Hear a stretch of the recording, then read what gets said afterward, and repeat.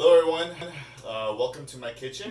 I will be showing you how to make albondigas today. My name is Dr. Carlos, and this is what I like to do on my free time when I actually have time to make a full meal. I like to cook my mom's recipes, and so today I'm going to share her albondigas recipe with you. So I'm going to be cooking and making stuff, and I have my little assistant over here who's going to come by really quick. I don't know if you can see her. This is Amelie. She's going to be helping me make the albondigas and also helping me with the video recording. So the first thing you'll need is an apron, because I ruin a lot of my shirts sometimes when I'm cooking because oil jumps on and stuff. But as you can see, I've already assembled some of our ingredients that we're going to need. We're going to need some zucchinis. You can use these Mexican ones, tomatoes, giant onion. I don't know why it's that giant, but this is what they had at the store, and a couple of potatoes. So the amount of albondigas I'm going to make is actually a lot. I'm going to make for this giant ass pot. The reason I'm going to do that is because one of the good things about soups, any kind of soup that you make, you can actually freeze some of it and put it away for a rainy day. If you want to cook a lot, since a lot of times we don't have a lot of time to cook, I like to make a lot and freeze some of it, and then later on when I get tired of albondigas, like a couple weeks later, I want some more, just thaw it out and heat it up, and it's good to go. So if you're gonna make less, just reduce some of the portions that I'm gonna make today. So I mean, part of the problem too is that I grew up in a household with a lot of people, and my mom her recipes are always to feed a lot of people. And so when I ask her, like, well, how do I make a little bit? She's just like, I mean, for her recipes in general, there was like, un poquito esto, un tantito, pinch here, pinch there. And so over time, I've been able to kind of figure out, like, the amounts to use for just me and my daughter. But for today, I'm going to use actually her actual full recipe so that it, makes a lot of albondigas, and then you have some to share with people. You can give them to your neighbors, whatever you choose to do with it, or freeze it. So what I'm using is 4 tomatoes, 1 really big onion. If you have smaller ones, use 2 of them. These potatoes, russet potatoes, I got 2 big ones, but again, by size. If they're smaller, use 3, 4. I also forgot to get carrots. I'm gonna pull those out in a little bit. You can use these Mexican zucchinis, or you can use the regular zucchinis. These are kind of small, so I'm using 5. If they were a little bit bigger, I use maybe 3 or 4 of them. And I'll probably use maybe 4 or 5 carrots. The carrots I have are actually really big. My little helper's gonna actually pull them out of the fridge right now. I'm also got some ground beef. This is about 2.5 pounds of ground beef. 2 little baggies here, but it's about 2, maybe 3 pounds of ground beef. You're gonna need a cup of rice. I've already cleaned it out. I've already in a strainer, you want to strain it out. You always want to do that with rice because rice has still starch in it, and so it helps clean out if there's any last remaining dust on the rice, but also it cleans out any other remaining starch, so you don't have a lot of intestinal problems. You're gonna need a couple of cloves of garlic. I'm gonna use 3 cloves of garlic. My helper brought my carrots. These giant ass carrots, man. I don't know where they grew them. They're probably genetically modified, because these are huge, but I'll probably use like maybe 2 or 3 of these guys. Also some salt. You're gonna need some chicken bouillon. There's a little cube of chicken like flavoring. I'll pull those out in a little bit when we need them, but for right now, basically just gotta chop all this stuff off, and then we gotta make the actual albondigas, and I'll show you how to do that. So what you're gonna want to do in terms of cutting for the carrots, these are really large carrots. If you have smaller ones, just half them, because these are really big. I'm gonna quarter them, and you basically just want to chop them up into about like 1/2 inch size. And you want to do the same thing with the potatoes to some degree. So you get like kind of chunks like this. They'll get softened up in the soup. So you want to go ahead and do that. So for the potatoes, what I like to do when I cut them is I like to cut them into 3 pieces. And then just get like 1 piece, and then cut that into 3 pieces. And then also like chunky kind of. And this is really, it really depends how big you want the pieces. Do you like your albondiga soup chunky? Do you like it, you know, with the vegetables a little bit smaller? I kind of like it a little chunky, so I'm gonna make them like that. Chunky, kind of like me a little bit. For the zucchinis, obviously want to chop off the rábanos, the ends on both sides. I'm gonna make these a little chunky also, so I'm gonna cut them probably in half. And you see how they're different sizes? One end is like it has a bigger butt than the other side. For that side, I'm gonna quarter it and still leave it kind of chunky. But for the smaller side, I'm just gonna half it. And one of the things I forgot to tell y'all when you guys are cutting stuff, I learned a couple of tricks when I'm cutting. You never leave your fingers out completely like that when you're cutting. You always want to have your knuckles always be out further than your thing. So like when you're slicing, like it's not gonna cut your finger. A little trick I learned, just, you know, cooking from my mom. So I'm gonna have quarter these, get them done really quick.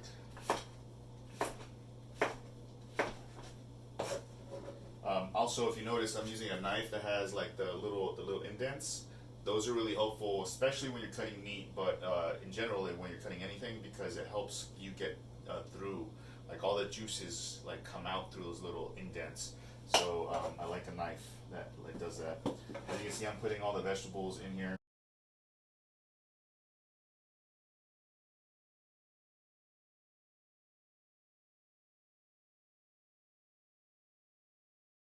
All right. So I've cut all my zucchini, my potatoes, and my carrots, and I put them all in one container. I'm gonna set them aside because we're gonna need them later.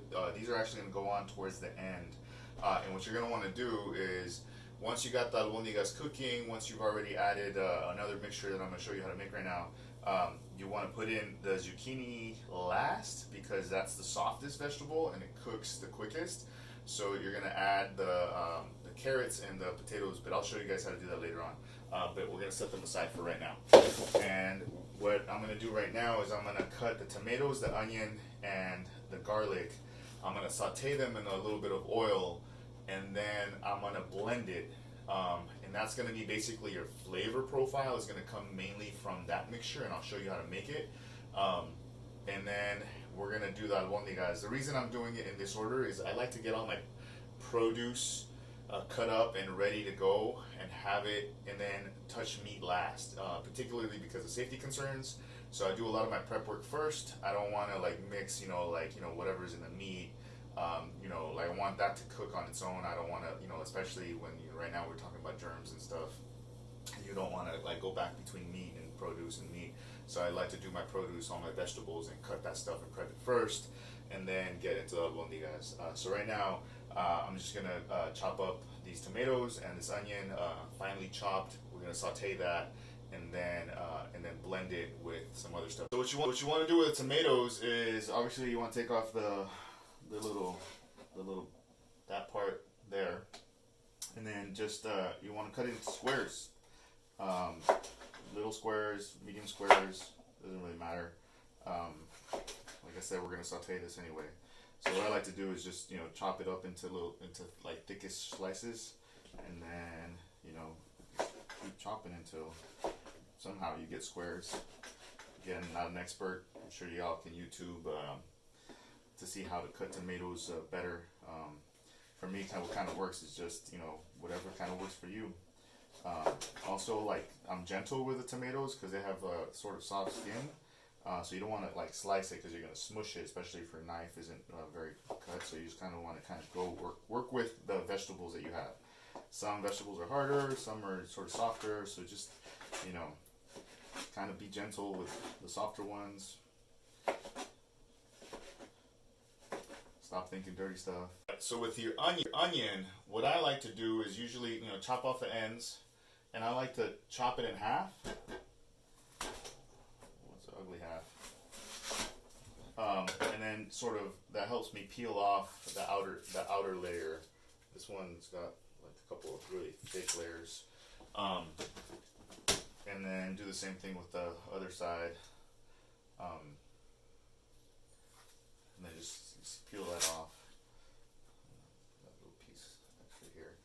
And then from there, what you want to do is, the way I like to do it is like just kind of go from the top to the bottom piece. Try to keep it in some kind of like ball shape, which will then help you when you go back this way to make it into little cubes.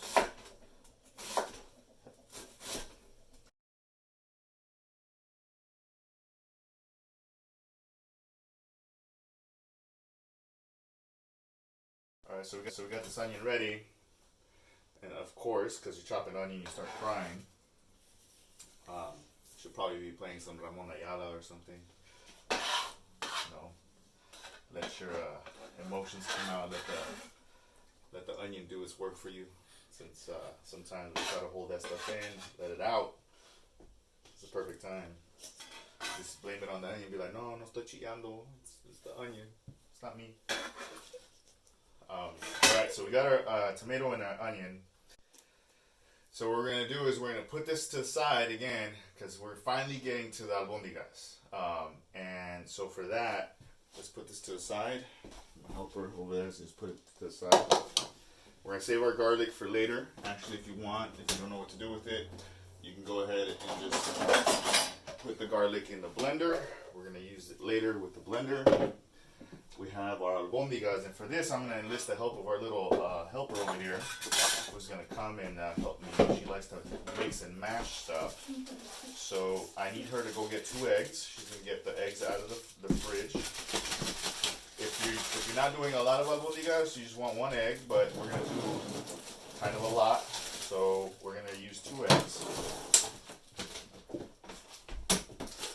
And don't worry, she washed her hands. Did I?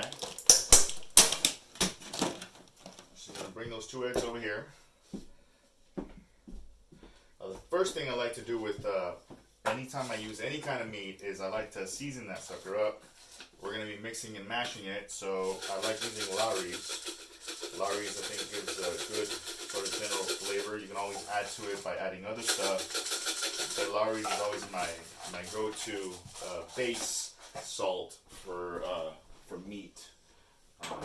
Run out over there. So I have another backup one here. Just kind of mix it like that. Again, how much? I don't know. Do you like your meat salty? Do you not? It's really on you. So I'm gonna crack the eggs. And the reason we're using eggs is the eggs actually help the meat stay together when you boil the meat. And then the 1 cup of rice, you just want to sort of dump it in there.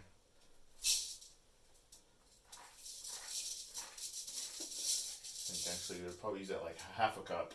If you want, you can drop the rest of it in there. And what we're going to do is we're going to mix everything. Yeah. So we're going to mix it all up. Use, about half a cup of rice. What you want to do is you want to get the egg in there nice and mixed up. It smells stinky. Yeah. It smells stinky. You got it, Max, like that. Good to go, salted. It's got rice in it. It's all mashed up with the egg. So now what we're going to do is we're going to make little balls. The actual albondigas. So you just want to take them, just ball them up. Go like that. And then sort of set them aside. You see how this one is a little loose? When you make it loose like that, it's going to fall apart inside the stew. So you want to do it a little tighter. If you want, you can pat it down like you're making little balls of tortilla meat. Also, depending on how many people you're feeding, you can make them small, big. This one's actually a little bit on the big side. Probably want to keep them a little bit smaller than that.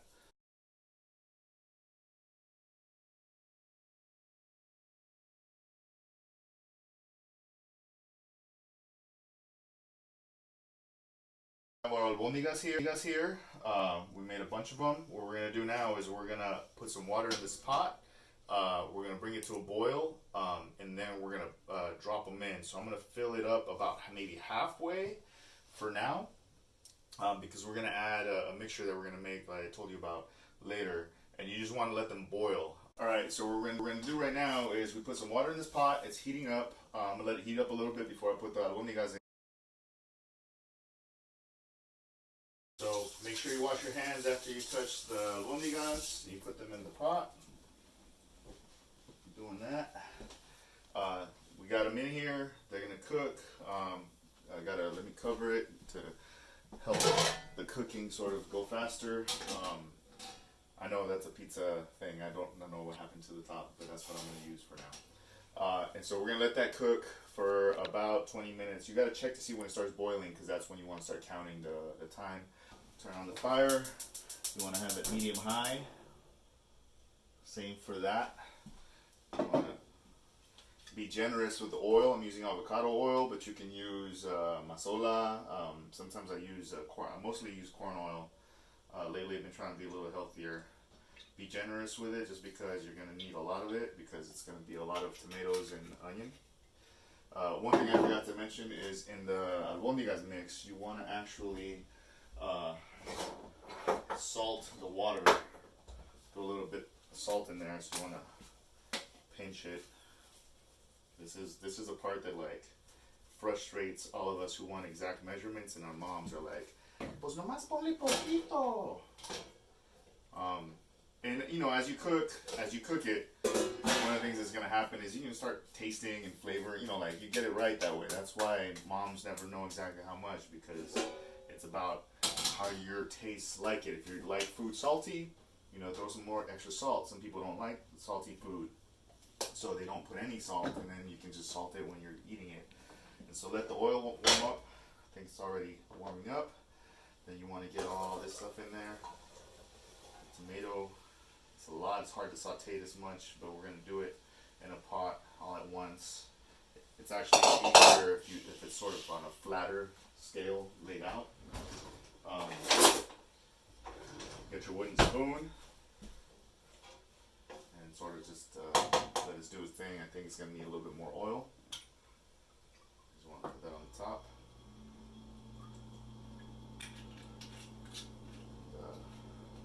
We're not going to cover this because the point is to saute it, not to get it all mushed. If we cover it, it's going to get mushed because of the fact that like the steam stays in there.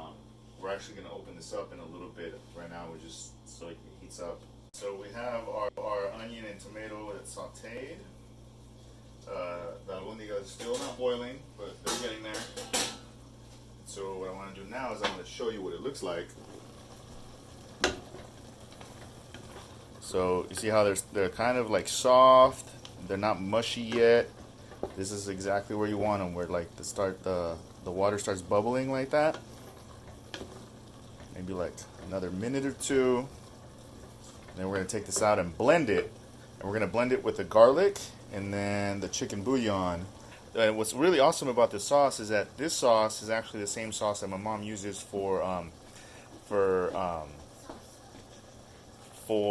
she uses the same sauce for arroz, orange rice, and she also uses the sauce for sopa de fideo or sopa de estrellita. So this mixture that I'm showing you how to make right now is actually really versatile. You can use it for a lot of different types of foods. So since this is ready to go, what we're gonna do is we're gonna blend it right now. So I'm gonna use chicken bouillon because I like the chicken base. But if you don't want, you can use vegetable. You can use tomato bouillon.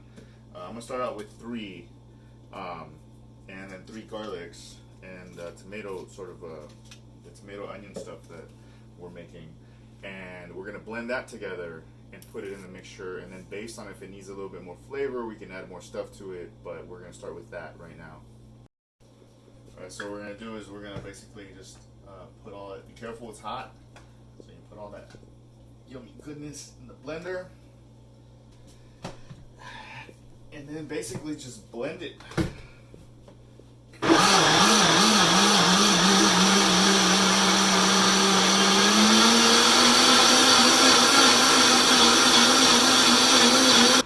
So you want to blend it it for about 30 seconds. If you want it like more milky, add some water. The thing is going to go into water. So this is what composes most of the flavor that's going to be in the sopa or in the caldo. As you can see. So it's got the garlic, the tomato, the onion, and it's got the chicken bouillon already in it. You see this foam right here? You gotta get rid of that. I like using one of these spoons because it lets the water come through, but it keeps basically the fat from the meat comes up to the top. So you want to get rid of as much of that as possible. So we're gonna go ahead and get rid of that. So generally, from the point that it boils, you want to cook the meat. You want to cook the albondigas for about 15 to 20 minutes. And then you want to add the vegetables and cook for another 15 to 20 minutes. Really depends on how much stuff you have, but I'll probably do 20 minutes albondigas and then add the stuff, the potatoes and the carrots. And you want to add the carrots and the potatoes first because the carrots and potatoes are a little bit harder, so they take a little bit longer to cook and to soften up. The zucchini, you can drop that in probably like even 5 to 8 minutes before you're done cooking because that softens up really fast. So while this cooks, I'll tell you a little story. One of the reasons I actually got into cooking was because when I was in college, I got tired of eating dorm food and also got tired of eating 99-cent chicken sandwiches from Jack in the Box. And so I started calling my mom, and she would stay up with me till like 9 o'clock, 10 o'clock at night. To walk me through every single step of making sometimes just basic stuff like some rice. She showed me how to make white rice with cilantro. She showed me how to make the orange rice, just like basic stuff like that. And so it became really meaningful for me to try to learn my mom's recipes because one, when I was in high school, I don't think I appreciated my mom as much as I should have. I didn't have a great relationship with her. It wasn't bad, but it was, like her screaming at me, because I'm doing something wrong, throwing chanclas at me and stuff. And it was in college where I started to sort of appreciate those kind of sacrifices that our parents make. Particularly because even in college, I took for granted the fact that she stayed up with me till 10 o'clock at night and she had to go to work at 6 in the morning the next day. And so like, that became kind of a way for me to bond with my mom. I would call her and be like, hey mom, I'm hungry, I want to make, this or that. And she would basically walk me through the steps. And as I've gotten older, I want to try and preserve actually as many of her recipes as possible. And not necessarily her recipes because they're my grandma's recipes and, they get passed down from, generation to generation. And, my sisters, they also do the same thing. They cook, and they, and every single time it goes to a new person, there's a little bit of different flavor. You add a little bit of this, you like, different tastes. And so, for me, it's become a way for me to really bond with my mom. And if some of you have seen my Instagram stories that I've done with her, and she doesn't like that I do them, but I do them because, like, one, her food is bomb as shit. For those of you that have ever tried her food, like, her beans are delicious. And it's just basic stuff, like, frijoles with, a little bit of red sauce, but, like, they're bomb. And so, this is why I'm starting to share some of her recipes is because, one, I enjoy cooking them. It's also one of the things that when I was getting my PhD that actually really helped me just get out of the headspace of academia for a little while, hey, just play with some ingredients. And to me, there's nothing actually more human than like cooking. Not having to cook, because I totally understand the gender dynamics in our society where certain groups of people women are forced to cook, and I've been in situations where I hate having to cook. I have a daughter I have to feed all the time and I hate having to do it. But when I turned it into sort of a creative space, like I am today, where I'm sharing it with other people and where I turn it when it's not like forced, I think there's nothing more beautiful than being able to just feed others. And that to me, that makes me feel sort of really, really human. That's why I'm making actually a giant ass pot of albondigas, because I'm going to share some with my neighbors who I interact with on a regular basis. There's nothing more human than like figuring out interesting and creative ways to feed yourself, and especially when you're like stressed out, when you're when you're stressed out and you're scared, there's nothing better than comfort food. And for me, there's nothing more comforting than some caldo, there's some albondigas, some pozole, those kinds of things. And as I'm getting older, I'm trying to learn how to do more of the complex recipes that my mom has. And this one isn't actually that complex, but you know, it takes a while, it takes some time, and you know, it takes a lot of little different steps. But if you break them up, it's not actually that hard, and like I'm gonna have a ton of deliciousness that I can freeze. So I just wanted to share that with y'all. That you know, my appreciation for cooking and for making meals and for putting together different. This is why I also like get excited about the different meal packs that I get, because I get to try different things and new things and learn new things. Is it really because for me it's a way to connect with my mom and also my dad. My dad, he's got his own sort of flavor palette. I remember sometimes when my mom would go visit my aunt for a week or two, or she'd be in Mexico for some reason. My dad, he would cook, and his cooking is like my mom's cooking, but with like 10 times more chiles. So if you notice, I didn't put any chiles in this because my daughter, she's barely learning how to develop her chile profile or her palate. But you can easily, chop up some jalapenos, add them into the mixture that I made with the tomatoes, blend that sucker up and toss it in, or make a salsa and then add it. And that's what I'm going to do. I'm going to make separately from this, I'm going to make a salsa that I can add to the albondigas like on my own, so that she doesn't have to eat the spicy stuff. But my dad, he would make carne con chile. He'd make chile con carne. So I think cooking has just always been, since I was a kid, really the only time of the day, especially because we, when capitalism keeps us running, like we're on a treadmill, we're like guinea pigs in the little hamster wheel, or hamsters in a hamster wheel. And like dinner was really the only time that we hung out together. My parents worked all the time. They got home like at 5 in the afternoon. My mom came home and cooked. We did homework. I went outside to play, and then it was the only time that we were really together.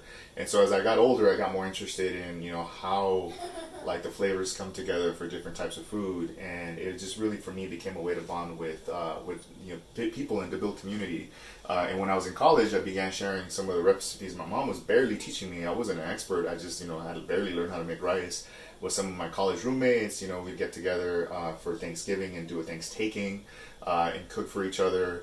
And so food really kind of is one of the central pieces that helps people build community. Here in my apartment complex, we get together sometimes, obviously not right now, but we get together sometimes maybe like once, twice a month, and we barbecue out back, and all of us bring different things. Vegan folks come through. Some of our neighbors are vegan. They bring stuff. I'll make some grilled nopales for them. And so this is why I want to share sort of, and I'm getting long-winded like I tend to do because I'm an academic. But I wanted to share, my kitchen, my small, tiny kitchen with y'all, so that, one, if you want to learn how to make albondigas the way that my mom makes them, you have the recipe. Two, also, so that, you can see my daughter helping me out with some of this stuff. She helps me chop sometimes. Today she was helping me do the video stuff, but usually, she'll help me cut stuff, and I cut with her. She'll help me mix some stuff here and there, and so like, she already knows how to make huevos con weenie. She still needs a little bit of help, but she's getting there. And it's just sort of a way that we pass on our traditions and our culture and our values. And for me, my nickname growing up was Gordo. So one of my values is eating delicious food. And so I'm just trying to show you how I make some of that. Hope you all enjoy this video as we continue making the albondigas. Alright, so I got some of that foam out. What I'm going to do now, as it's boiling, is I'm going to add the tomato onion mixture. So I go slow so it doesn't get all splashy on you. Add a little bit of water to that. Toss that in there. And then you're going to want to mix that up. Your spoon. Albondigas look like they're almost ready. I let them cook maybe another 5 minutes. So one of the things I forgot to do was my mom actually likes to put a little bit of mint, chop it up and include it in the mixture for the albondigas. Obviously, I can't put it in the albondigas, the solid pieces, so I just chopped up a little bit. I'm gonna sprinkle it into the soup. It was like maybe no more than 4 or 5 leaves. It has a strong flavor. I'll mix it in right now. Also tasted it. It needs a little bit more salt, so I'm gonna salt it a little bit more. I can find the salt. It's over here. And I added another cube of chicken bouillon just because I feel like I'm making so much that it needs a little bit more. But again, trial by error. Keep tasting it. I know it seems like a lot, but it's actually a lot of soup. So I tasted it and needed some albondigas. So at this point, I'm also going to start adding the harder vegetables. I'm going to use this spoon with the holes in it so I don't splash all of it. Otherwise, you're going to get boiling water splashing all over your face. And that's not a good thing. Remember, you don't want to add too much water because adding all this extra stuff is going to increase the volume of everything. So, ow. See? Yeah, you want to avoid that. And then I still have the zucchinis, but I'm going to let this cook for a little while before I add the zucchinis because those get really mushy if they're overcooked. So I'll cover this, cook it for another 10 to 15 minutes, and then continue with our process. Right, so it's almost done. It's got about 5 more minutes left. Total cooking time is, one, you want to get the meatballs, want to get the water to boil before you put the meatballs in there. Be careful when you put them in. You want to cook them for about 15 to 20 minutes. And then after you add the veggies and the other mixture, you want to cook it another 20 minutes. But it really depends on how big it is. This one's got about 5 more minutes. I ended up cooking it a lot longer than 40 minutes.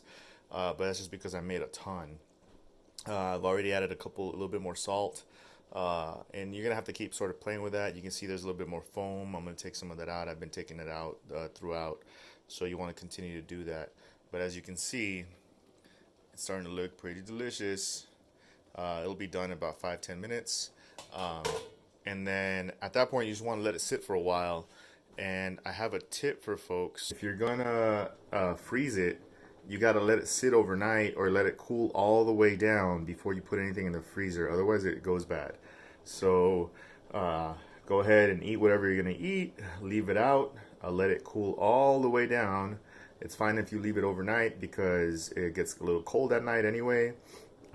Leave it in a cool sort of dry place. I'm going to leave this on my stove tonight so it can cool all the way down. And then tomorrow, if I'm going to freeze any, I'll put it in some Ziploc bags or in some containers. It's completely okay to put it in some of those big gallon Ziploc bags. But this is what we got. And I'll show you a picture when we're eating it, enjoying it deliciously. If you want to chop up some cilantro, you can add cilantro. If you want to add some oregano, dried oregano, you can add that. Some crushed red pepper if you want to spice it up a little bit. You know, Valentina sauce, tapatio, whatever your pleasure. I'm actually going to make a salsa right now to complement it so I can add it while I eat it. But yeah. Right, so while the albondigas finish cooking, I'm going to show you all how to make a really easy salsa. You basically just boil some tomatoes and some jalapenos. If you have the small tomatoes, I'm actually using big tomatoes, so I'm doing a ratio of 4 to 1, 4 jalapenos for every tomato. It really depends on how spicy the jalapenos are. It depends on how big the tomatoes are, but if you want it tomatoey, you add more tomatoes. If you want it more spicy, you add more chile. I usually actually use a couple of jalapenos and mostly serranos, but today I only have jalapenos, so I'm gonna add a couple more. Let those boil. I'm not gonna use all of this. I'm gonna use some of this for the salsa up here. I'm gonna use some of this for the salsa, and I'm gonna use some of it for putting in putting some fresh cilantro and albondigas if I'm gonna or I want some. And then I'm not gonna use all that onion, but I'll use it for something probably tomorrow. And so our jalapenos and our tomatoes look to be ready. They've been boiling for a little bit. You can see the tomato skins are coming off. The jalapenos are starting to turn a little green. I like to take them out before they turn too dark because I like the fresh jalapeno taste a little bit. So I'm gonna do that. Should all fit.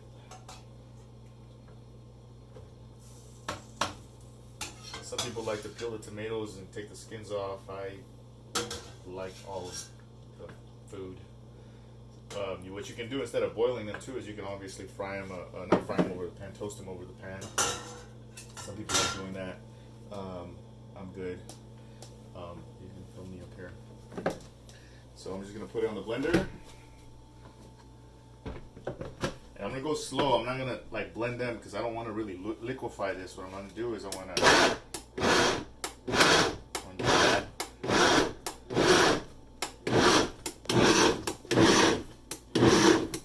Especially if you want it chunky, you can just leave it like that. If you want to add a little bit of water from the mixture over here, you can just even it out a little bit more so it's not super chunky, and especially if it's spicy. It looks like it's spicy. Can you smell it?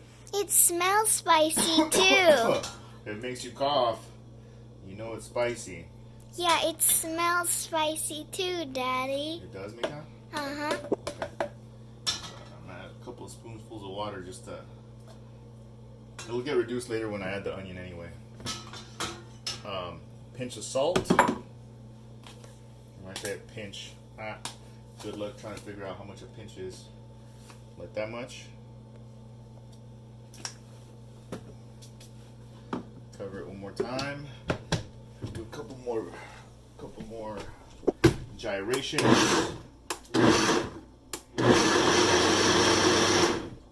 Should be good. So we're gonna put this in this container.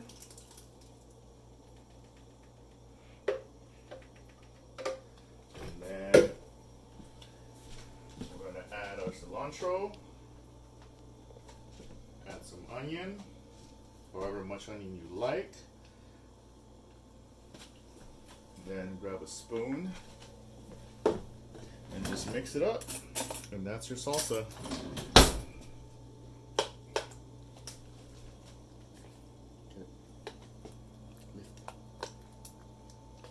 You might need to add a little bit more salt. Obviously, that cool down a little bit. But there's your chunky salsa. So, albondigas are ready.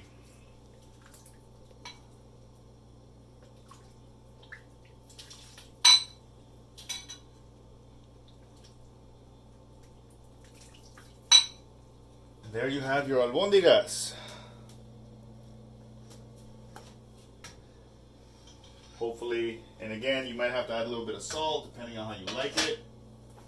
But look at that. Look at that deliciousness. And look at my little helper. Thank you very much, Amelie, for helping me make this video. You want to say something to everyone? Hello, and I hope you enjoy your food. We both hope you enjoy your food today. And we hope you share it with the people you love and the people you care about. And good luck making your own.